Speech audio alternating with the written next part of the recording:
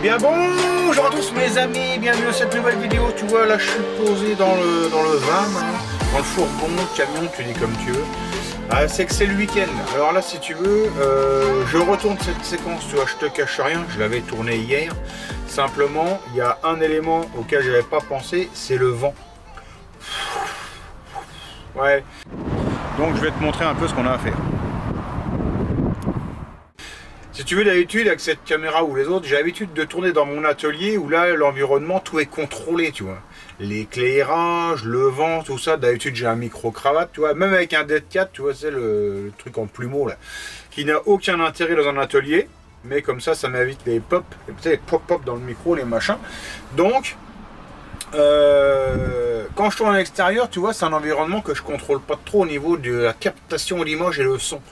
Donc si tu veux, dans la vidéo d'hier, il y a eu trop de déchets. Donc j'ai quand même réussi à te monter un peu le départ de la vidéo. Hein, mais j'ai dit, il faut que je retourne l'intro. Donc là, je viens de te retourner l'intro. C'est parti, je te balance la séquence d'hier.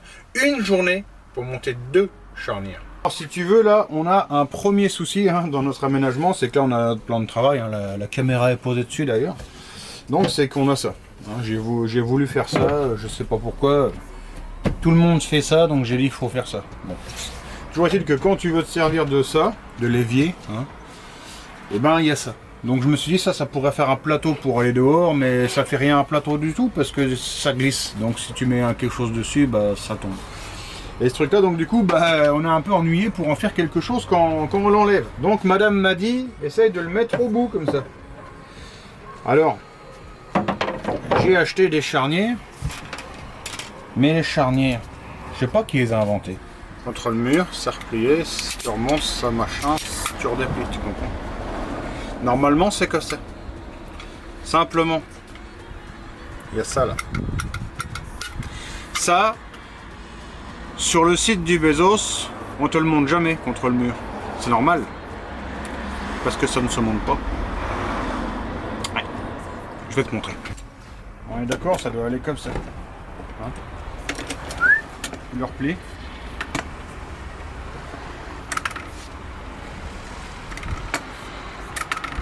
Il y a une autre solution, ce serait de le mettre comme ça. Simplement, il y a ça dans le passage. Et là, pour poser la tablette, ça va être compliqué. Tu vois ce que je veux te dire. Elle pourrait chuter, certainement. Elle va chuter. Comment qu'on fait? Alors, il y a une solution. C'est d'écarter ça de la valeur du machin, là. Oui. Moi, je veux quand même pouvoir passer. Si je mange encore, je vais être encore plus gros que l'air. Donc je passerai plus. Et j'ai pas forcément envie d'arrêter de manger.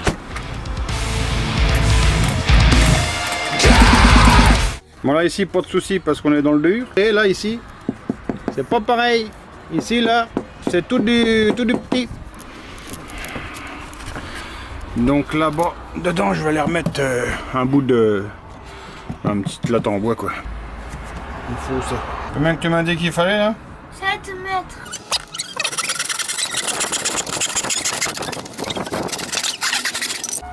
Alors cette plaque fait exactement 7 mètres. Si ça rentre pas Mimi, je t'explose ta tête. Bon, t'as de la chance. Ça rentre pile poil. Et c'est quoi? C'est la vis qui tombe par terre en dessous de la roue de la bagnole. Ouais. Celle-là, il faut la retrouver. Elle est ici. Oh bah tu l'as retrouvé alors c'est Aïe. bon. Sinon tu crèves le pneu. Est-ce qu'on pourra aussi coller mes dessins un peu par Oh non, là? c'est pas intéressant. Je vais faire une guirlande. Mais il y a toujours cette vacherie dans le passage, ça me dérange. Déjà rien que ça me dérange. Je voulais le faire au tout départ dans le meuble, je voulais faire 2 saignées pour en mettre dedans. Et je l'ai pas fait, je me suis dit on ne le mettra pas. Et en fait quand on utilise le véhicule, on se rend compte qu'on a besoin en fait d'extension.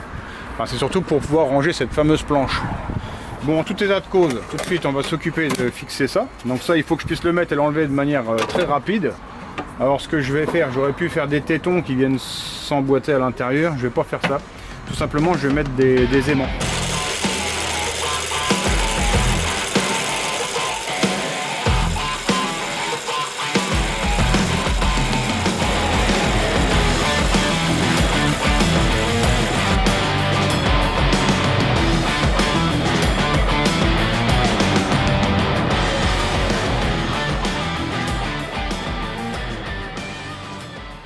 Donc maintenant, ce qui nous intéresse, c'est est-ce que notre système est fonctionnel. Bon, ça va, hein, les aimants, c'est pas... Bon, ça tient, hein, tu vois, ça tient. Là, c'est les aimants, en fait, qui le tiennent. Et principalement, en fait, c'était pouvoir venir y mettre ça. Donc, voilà. Forcément, ça te bloque pour le passage, hein, ça c'est certain. On s'est rendu compte qu'une fois que la porte était fermée, qu'on voulait un peu cuisiner, etc., et ben une fois que tu rentres, que tu jettes 2-3 saloperies ici sur le plan de travail derrière toi, et ben t'as plus du tout de place, quoi. Donc là, quand même, on pourra foutre ça comme ça, et ça nous libérera la place ici pour pouvoir bricoler. Tu as besoin de nettoyer tes carottes. T'en achètes jamais quand tu es chez toi, puis quand tu es en van life, tu remarqueras, tout le monde coupe des carottes, des petits légumes, tout ça. Mais ça, c'est que à la télé, hein, parce qu'en fait, les mecs, ils vont au McDo, quoi. Alors souvent, on me demande, mais l'impression de 3D, tu fais quoi avec ça? Bon, bah là, j'ai un cas. Là, je suis en train d'installer des charnières dans le camion, tu vois, c'est bien beau. Mais quand c'est en bas, bah là, tu as le levier qui nous emmerde. Donc, j'ai modélisé ce truc. Bon, c'est tout con, mais j'y ai passé un peu de temps. Là, j'ai fait des essais. Là, la machine, elle est partie pour me faire les modèles définitifs. Et donc là à quoi ça ressemble quand c'est fini. Alors, ça descend. Ça se coince pas si jamais on oublie de le mettre. Tu rappuies, ça tient. Les trucs maintenant. C'est bon. Et là, il s'enlève tout seul. Ah bah, tu sais que là, il y a du boulot. Deuxième journée, il va falloir que je change le réservoir en dessous. Le réservoir d'eau sale. Hein, l'eau propre, elle est là. On en a 105 litres d'eau propre. Hein, voilà. Simplement, si tu veux, dans la norme VASP, mon camion n'est pas VASP, tout simplement parce que je n'ai pas d'installation de gaz. C'est une installation démontable. Donc, je n'ai pas besoin de la norme VASP. Si tu veux, on pourrait en parler. Bon, c'est pas le sujet. La norme VASP, elle dit si tu as 100 litres dans le réservoir d'eau propre, il te faut 50 litres d'eau sale. Alors je sais pas pourquoi c'est comme ça, simplement je me suis dit bon bah moi j'ai 105 litres là, donc avec 70 litres je suis pas mal, hein. J'ai réfléchi comme ça, mais non. Eux parce qu'ils doivent estimer que tu bois l'eau de la cuve et que tu dois en boire beaucoup, j'imagine. Si tu veux, nous on est 3 dans le fourgon, 3 c'est comme ça, et en gros on peut tirer 2 jours sur 105 litres. Par contre dans l'eau sale on peut pas tirer 2 jours. Donc c'est le bordel. En fait, on est obligé d'aller vider tous les jours, alors et ravitailler tous les 2 jours. Donc c'est complètement con. Parce que le souci qu'on a, c'est que déjà nous, on boit pas l'eau de la cuve parce que je sais pas d'où elle vient, donc j'ai pas envie de la boire. Et deuxièmement, admettons si je fais cuire des pâtes, encore une fois, je le fais pas avec l'eau de la cuve non plus. Tu vas me dire c'est débile, l'eau est bouillie, etc. Non, moi je veux cuisiner, j'achète des fontaines et hop, je mets ça dedans et je fais ma cuisine comme ça. Donc ça veut dire que dans la cuve d'eau sale arrive l'eau de douche, l'eau des pâtes, l'eau de toutes les flottes, tout ce qui est liquide, ça arrive là-dedans. Donc forcément, c'est pas 105 litres qu'il faut, c'est plus que 105 litres. Là, le bidon, bon il est vide. Une arrivée d'eau, 2 arrivées d'eau, et là-bas aussi, et puis là-bas la sortie d'eau. Ça pareil, ça marchait pas du tout, tu le vois, tu vois pas, au bout de ma calangie là-bas. Ça c'est ma calangie du Décathlon 1990.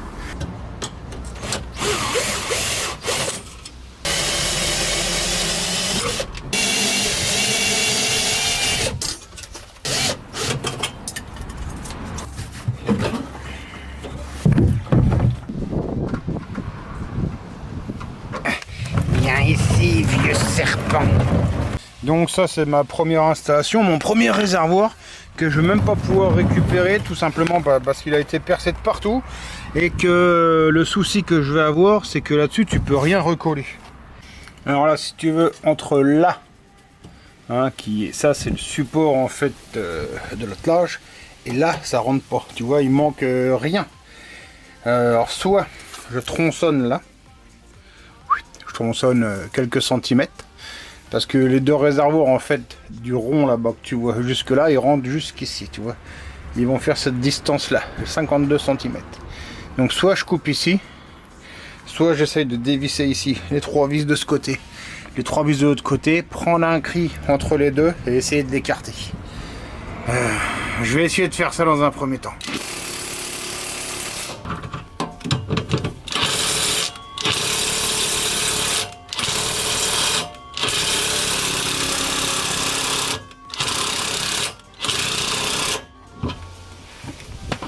Ok.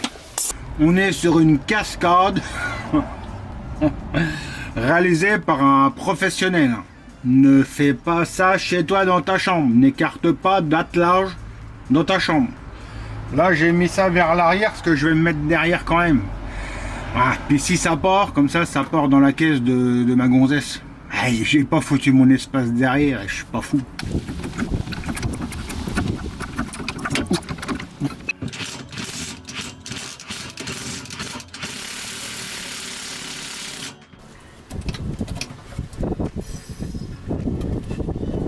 Allez, c'est bon. Oh putain, nickel. Nickel. Jusque là, si je veux, je peux le mettre. Ah, ça race. Ah, des fois, ça race. Faut pas grand chose pour être content. Abandon sur blessure. Blessure à ch'tiette. Mais bon, j'abandonne pas, j'ai fini. J'ai fait tout seul parce que sinon, j'aurais jamais avancé. Il m'aurait fallu 3 semaines pour faire ça avec la caméra. Bon, là, je te dis, il va falloir que je range un peu. Bon, alors, en gros, tu vois, c'est la même chose qu'avant. Hein. Les réservoirs étaient à plat, maintenant, ils sont verticaux. 70 litres, 70 litres. Celui-là, bah, il est un peu plus bas parce que tu as un longeron, là. J'ai pas le choix. Donc, forcément, j'ai rallongé ça. Ça, c'est les mêmes. Là, ici, j'ai fait un virage. Tu vois, je suis venu reprendre une vis vraiment pour les tenir. Parce que maintenant, il n'y a plus qu'une sangle par réservoir. Ici, il me reste juste un tuyau pour raccorder les deux, hein. Ça c'est la dernière chose. Là on est dimanche donc j'en ai pas. Et ici tu vois maintenant j'ai une trappe en fait pour ouvrir gros débit, parce qu'avant bah je faisais ça, c'était tu sais le petit robinet à un quart sur le côté, donc là ça va couler plus vite. Par contre évidemment c'est beaucoup plus bas qu'avant. Alors c'est beaucoup plus bas qu'avant. Bon là on a une perspective bizarre, on n'est pas beaucoup plus bas que l'attelage, donc si l'attelage n'a jamais touché, normalement il n'y a pas trop de risque que ça touche au réservoir. Bon après là ça fait bizarre, hein. Tu croirais qu'il y a 1 mètre d'écart mais il n'y a pas tant que ça. La partie la plus basse c'est là-bas, la bouche, mais elle est quand même plus haute que le pont, hein. Donc enfin on verra. J'ai été me laver la tronche, hein, quand même. Alors après c'est pas un véhicule pour faire du franchissement, donc bon ça devrait aller. On verra à l'usage de toute façon, hein, on n'a pas le choix. Voilà, donc on arrive au terme de cette vidéo. Moi il est déjà 21 h, je remballe tout le matos, je vais me laver, la bouffe, parce que demain mine de rien c'est reparti à l'atelier, hein. Donc demain ça sera des carters de derby, si ça t'intéresse, de l'usinage, tout ça, des préparations.